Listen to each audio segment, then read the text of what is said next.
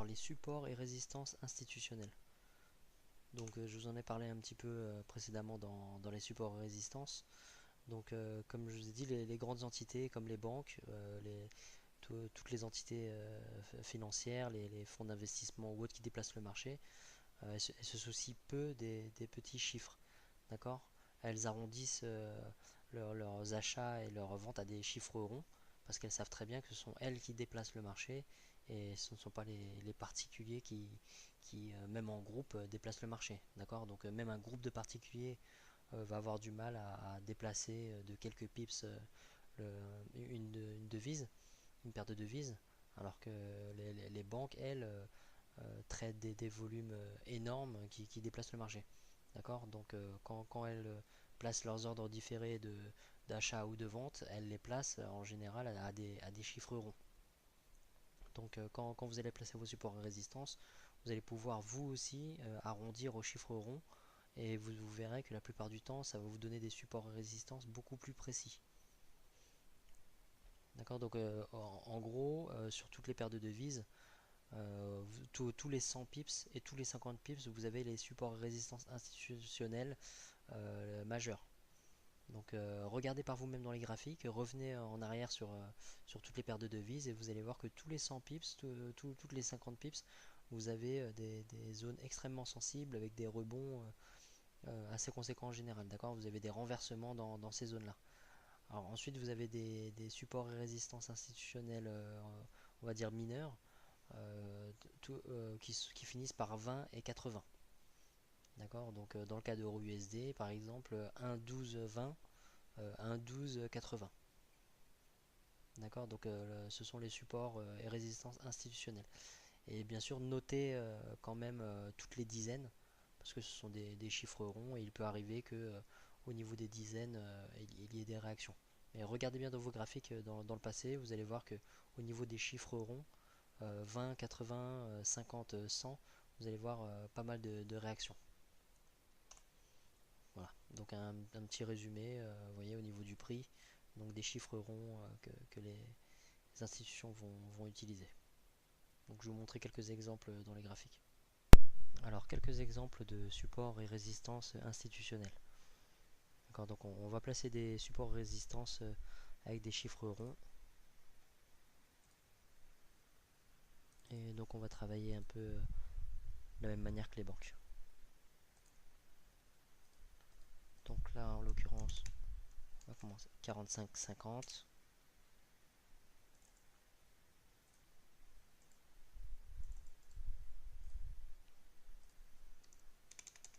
45,80.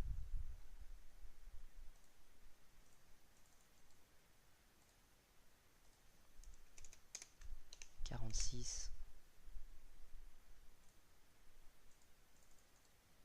Exactement la même chose que dans le slide que je vous ai montré juste avant, hein. Tous les 20, 50, 80 et 100 en fait. Donc juste avant j'ai mis 46, donc là on va mettre 46, 20.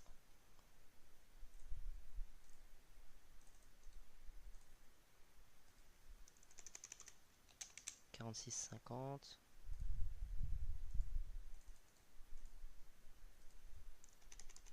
46, 80.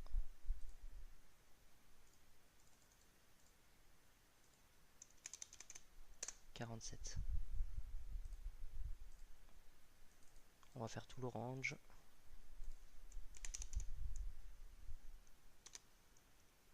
47, 20.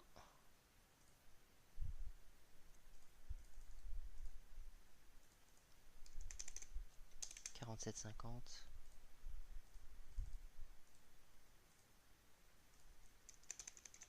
47, 80. Voilà.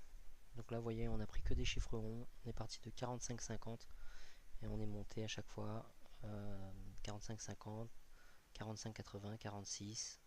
D'accord, donc vous pouvez voir sur le graphique. Donc regardez un petit peu les réactions du prix au niveau de ces supports et résistances institutionnelles. Les points de renversement principalement vont partir de ces prix de référence là. D'accord. Donc quand vous placez vos supports et résistances comme on vous a montré précédemment, vous pouvez très bien arrondir vos supports résistance par rapport à ces chiffres ronds là. D'accord? Donc regardez ici.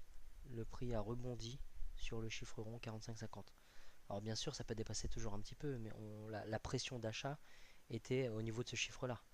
Là, clairement, pour faire un mouvement comme ça, c'est une banque qui se cache derrière. 130 pips comme ça, je veux dire, même 10 pips, ça peut pas être des particuliers. Donc quand on a un gros mouvement comme ça, vous avez une grosse banque derrière qui a mis une première couche ici, une deuxième couche ici, puis une dernière couche ici pour faire monter le prix jusque là. Mais en gros, ils ont mis leur première couche à un support institutionnel 45,50, d'accord. La deuxième couche, bon, en chemin, mais ici on voit, on aurait pu arrondir avec les dizaines aussi, d'accord. Mais en gros là vous voyez bien que à chaque fois ça rebondit sur ces supports et résistances institutionnelles. Ici par exemple, vous voyez, il y a eu une chute, puis ça a rebondi fortement, ce rejet brutal du prix là, c'est qu'une banque se cachait à ce prix institutionnel 1,4600. Là, on a vraiment un support institutionnel majeur. Donc le prix a rebondi à ce niveau-là. Ici, c'est pareil, hein. Vous voyez, là, on peut comprendre qu'à 1,46, il y avait des banques qui comptaient acheter très fort, quoi. Comme ici, il y en a qui ont liquidé leur position en vendant très très fort à 1,47. Vous voyez, 1,46, 1,47. À 1,47, c'est pareil ici, vous voyez. Rejet brutal du prix jusque là. Ici, le prix rebondit 1,4650. Ici, le prix a rebondi 1,4720. Ici, 1,4780. Ici, 1,4720 encore. On vient de le voir précédemment, inversion des rôles, hein, vous voyez. Résistance, support. Vous voyez, le prix rebondit toujours à ces niveaux-là. Vous voyez ici, 1,4680. Ici, il y a eu un rebond, même si le prix a continué par la suite, vous avez eu un rebond aussi. D'accord. Donc il y a eu quelques contrats de market maker, de banques qui ont été placés à ce niveau-là. Ici, on voit clairement le rejet à 1,4620. Ici, ça rebondit à 1,4680. Ici, c'est monté un peu plus haut, mais il y a eu un rejet à 1,47. Une fois de plus, 1,4650. Donc vous voyez, les supports et résistances sont très très clairs, hein, là, alors qu'on a pris des chiffres ronds. Et si c'est aussi clair, c'est parce que les banques utilisent ces chiffres ronds là.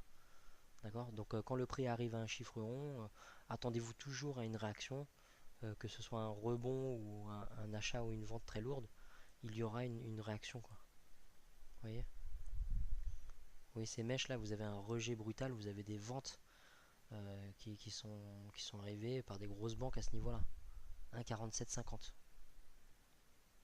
Ici un rebond, 1,4680. Un simple rebond comme ça, presque 40 pips.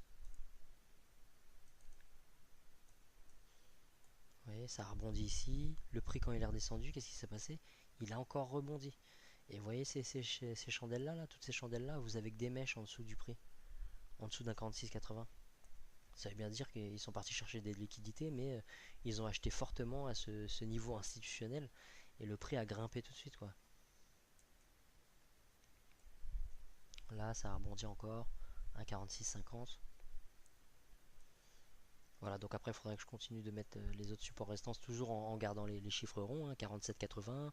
Donc ensuite c'est 1,48, 1,48,20, 1,48,50, 1,48,80, 1,49 et ainsi de suite. Et en gros, vous voyez que ça agit toujours de cette manière-là. Vous voyez, là, ça a rebondi à 47,50. Donc là, c'est 47,80. Si je mets un 48,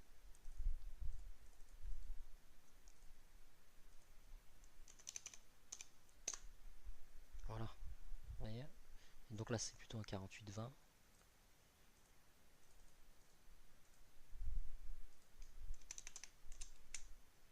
Voilà. Vous voyez un 48,20? Le rejet du prix? On a que des mèches au-dessus. Les chandelles ferment toujours en dessous. Donc on peut continuer comme ça et voilà, vous voyez très très bien que en gros les prix institutionnels D'accord? Ces chiffres ronds-là sont vraiment à prendre en compte dans vos supports et résistances. Prenez en compte les supports et résistances qu'on a vu juste avant, donc par rapport au point de renversement. Mais si vous pouvez, même quand vous avez un point de renversement qui est proche d'un prix institutionnel, donc je vous donne un exemple. Quand vous avez un swing, bon, là on a pris les prix institutionnels. Donc en gros, si vous trouvez un point de renversement qui est à quelques pips d'un prix institutionnel, mettez votre support ou votre résistance au prix institutionnel. Ça aura toujours plus de poids. Voilà. Donc entraînez-vous aussi sur vos graphiques. Mettez ces prix ronds, d'accord, et regardez les réactions. Et entraînez-vous donc avec l'inversion des rôles des supports résistance aussi. Donc là, vous commencez à avoir pas mal d'outils pour analyser vos graphiques. Donc voilà, entraînez-vous sur vos graphiques, mettez ces prix ronds et regardez les réactions du prix à ces niveaux-là. Ça vous donne encore un avantage supplémentaire au niveau de votre vision du marché.